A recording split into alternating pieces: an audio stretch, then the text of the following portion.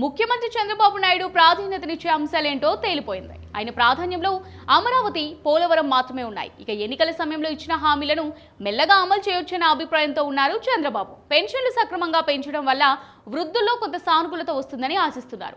అలాగే 1వ తేదీన ప్రభుత్వ ఉద్యోగులకు జీతాలు చెల్లించడం ద్వారా వారి నుంచి మద్దతు పూర్తి స్థాయిలో లభిస్తుందని భావిస్తున్నారు.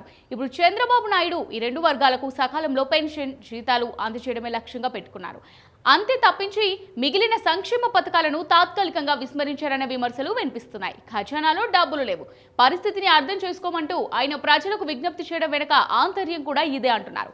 పలు సంక్షేమ పథకాలకు బాబు తాత్కాలిక విరామం ప్రకటించినట్టే కనిపిస్తోంది. ఆంధ్రప్రదేశ్లో ఆరోగ్యశ్రీ పథకాన్ని కొత్త ప్రభుత్వం నిలిపివేసే ఆలోచనలో ఉన్నట్టు వార్తలు గుప్పమంటున్నాయి. ప్రైవేట్, కార్పొరేట్ ఆసుపత్రులకు వేల కోట్ల రూపాయలు చెల్లించాల్సి రావడంతో ప్రభుత్వం కొత్త మార్గం ఎంచుకునే దిశలో ప్రయత్నాన్ని ప్రారంభించింది. అసలే ఖజానా ఖాళీగా ఉందని చంద్రబాబు పదే పదే చెబుతున్నారు. ఇచ్చిన హామీలను అమలు చేసేదెలా అని ప్రజల్ని ఆయన ప్రశ్నిస్తున్నారు. గత ప్రభుత్వం చేసిన అప్పుల కారణంగా దారుణమైన పరిస్థితులు ఎదుర్కొనాల్సి వస్తుందని ఆయన ఆవేదన చెందుతున్నారు. ఇప్పటికే అనేక హామీలను అమలు పరచకుండా కొంత కాలయాపన చేసేందుకు ప్రయత్నిస్తున్నారు. మహిళలకు ఉచిత బస్సు సౌకర్యం ఎప్పటి నుంచి అమలు చేస్తారో క్లారిటీ లేదు. అలాగే తల్లికి వందనం ఈ ఏడాదికి ఇక లేనట్టే. వచ్చే ఏడాది నుంచి అమలు చేస్తామని నారా లోకేష్ శాసన మండలిలో ప్రకటించడంతో దానిపై కొంత క్లారిటీ వచ్చింది. ఇక 3 ఉచిత గ్యాస్ సిలిండర్లు కూడా ఎప్పటి నుంచి పంపిణీ చేస్తారనేది ఇంతవరకు నిర్ణయించలేదు. 18 ఏళ్లు దాటిన మహిళలకు 1500 రూపాయల నగదుని ఇచ్చే పథకాన్ని అమలు చేస్తారో లేదో కూడా తెలియదు. 50 ఏళ్లకే బీసీలకు పెన్షన్ ఇస్తామన్న హామీ కూడా ఇప్పట్లో అమలు పరిచేందుకు అవకాశాలు కూడా ఇంత మాత్రం కనిపించడం లేదు. ప్రస్తుతానికి వృద్ధులకు 4000 రూపాయలు, వికలాంగులకు 6000 రూపాయల పెన్షన్ మాత్రమే ఇస్తున్నారు. దీంతో పాటు ఆగస్టు 15వ తేదీ నాటికి అన్న క్యాంటీన్లు ప్రారంభిస్తామని తెలిపారు. అంతే తప్ప మరే హామీ అమలు పరిచేందుకు కాసులు లేవన్నది అధికారుల నుంచి వినిపిస్తున్న మాట. ఎన్నికల సందర్భంలో చంద్రబాబు ఇచ్చిన ఒక్క హామీని అమలు చేసిన ఖజానాపై భారం పడుతుందని, అది ఇబ్బందికరంగా మారుతుందన్న ఆందోళన అధికార పార్టీ వర్గాల్లో వ్యక్తమవుతోంది. దీంతో ప్రజలను పరిస్థితిని అర్థం చేసుకోవాలని పార్టీ నేతలు కోరుతున్నారు. సంక్షేమ పథకాలను అమలు పరిస్తే అభివృద్ధి పనులు పడకేస్తాయి. తిరిగి జగన్ ప్రభుత్వం మాదిరిగానే విమర్శలు ఎదుర్కొనాల్సి వస్తున్న భయం వారిలో కనిపిస్తోంది. ఇప్పుడు తాజాగా ఆరోగ్యశ్రీ పథకాన్ని కూడా తాత్కాలికంగా నిలిపివేసే ఆలోచనలో ఉన్నట్టు తెలుస్తోంది. ఆరోగ్యశ్రీ సేవలు బీమా విధానంలోకి మార్చేలా ప్రతిపాదనలు సిద్ధమవుతున్నాయి. ఈ విధానం వల్ల ప్రభుత్వంపై ఆర్థిక భారం తగ్గుతుందని భావిస్తున్నారు.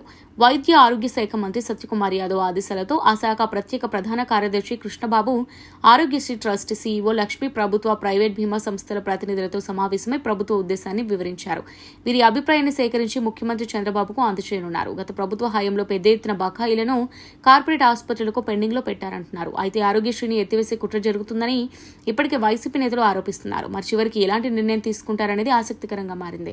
రాజధాని అమరావతి నిర్మాణాన్ని మాత్రం ఎట్టి పరిస్థితుల్లో పూర్తి చేయాలని చంద్రబాబు నిర్ణయించుకున్నారు. ఇందుకు కేంద్ర ప్రభుత్వం కూడా కొంత చేయూతనిస్తుండటంతో ఈ టర్మ్లోనే వీలైనంత వరకు నిర్మాణ పనులను పూర్తి చేయాలని నిర్ణయానికి వచ్చారు. మొత్తం 9 నగరాలను నిర్మించేందుకు ఆయన సిద్ధమవుతున్నారు. ఐఐటీ నిపుణుల నివేదిక సమర్పించగానే భవన నిర్మాణాల కాంట్రాక్ట్ అప్పగించే అవకాశాలున్నాయి. చంద్రబాబు తొలి ప్రాధాన్యత అమరావతి, అదే తనకు పేరు తెచ్చిపెడుతుందని గట్టిగా భావిస్తున్నారు. అదే సమయంలో అమరావతి నిర్మాణం జరిగితే తన పేరు చిరస్థాయిగా నిలిచిపోతుందని ఆశిస్తున్నారు. అందుకే అమరావతిపై పెట్టిన ఫోకస్ మిగిలిన అంశాలపై పెట్టడం లేదన్న విమర్శలున్నాయి. ప్రధానంగా రహదారుల అభివృద్ధితో పాటు సంక్షేమ పథకాల అమలును కూడా వీలైతే పక్కన పెట్టి మరీ ఆయన రాజధాని నిర్మాణంపైనే ఎక్కువ ఫోకస్ పెట్టే అవకాశాలు కనిపిస్తున్నాయి. ఆయన అధికారం చేపట్టిన తర్వాత పోలవరం, రాజధాని అమరావతిలో పర్యటించిన తన ప్రాధాన్యత ఏంటో చెప్పకనే చెప్పారు. రైట్, ఇక ఇది వాళ్ళ special story. Keep watching Dootha media.